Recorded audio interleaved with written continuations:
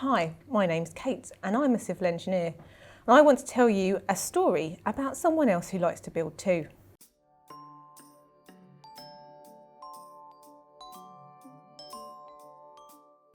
In a time that was well before today, lived a kid who liked to help and play. Now this kid called Key was clever and skilled, and what they liked best was to measure and build. Key lived with their dad, but he was quite shy, but also strong, kind and as tall as the sky. Master of Stone was his proper title. Building with stone in the castle was vital. The castle was where they lived, worked and played. There were people, shops and horses that neighed. The king was in charge, but he was just snappy.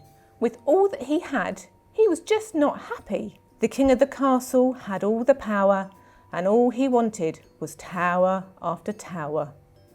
It kept the Master of Stone busy, and all that building made him feel dizzy. The castle sat next to a swooshy fast river, with a bridge that would make the boldest heart quiver.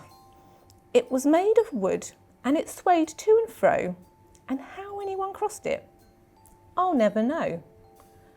But one morning, when all woke up from their beds, they all walked around scratching their heads. The bridge, it had vanished, gone, disappeared. A missing bridge? Well, that was just weird. The king called a meeting, which all attended. They had lost the bridge, on which all depended. He wanted solutions, he needed them now. They all had to leave the castle somehow. The king was angry, then it turned to despair. "We need a solution," he did declare. Key went to speak up, but let out a stutter. Words wouldn't come out, they felt all aflutter. Others came forth with a bouncy idea. The royal jelly makers all at once did appear. Now a bridge made of jelly was quick to cook, but it bounced and it wobbled and everyone shook. "This bridge just won't do," the king yelled wildly. Key thought, to be honest, that's putting it mildly. "My idea is better," Key said in a whisper. But how to speak up? That was a real tummy twister. The next to try was the castle cheese shop, stacking cheese until they were set to drop. The cheese was smelly and the stink brought mice. The mice meant cats and the cats weren't nice. The problem was starting to get quite grim. With no solution, they'd have to swim. Key had an idea but was scared to speak. They were worried the king might scream and shriek. It turned out that Key was as shy as their dad, but they knew there was a solution to be had. They would have to be brave, be made of tough stuff. They were sure their idea was good enough. My great king, I can solve this with ease. Get rid of your jelly, get rid of your cheese. A bridge made of stone, mighty and true.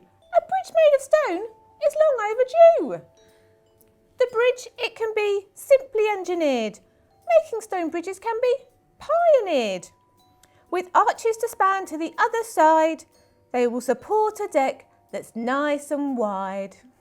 The king was silent and everyone waited. Would he like this idea and be elated? "I love it," he cried. "It's just so sublime. Oh, can we start it before bedtime?" So Key was in charge and drew up the plans.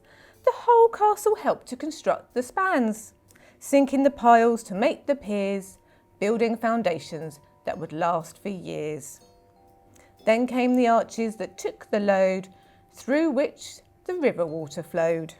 Lastly, the deck, all smooth and straight, went from the far bank to the castle's main gate. On the day of the grand opening, the king was content.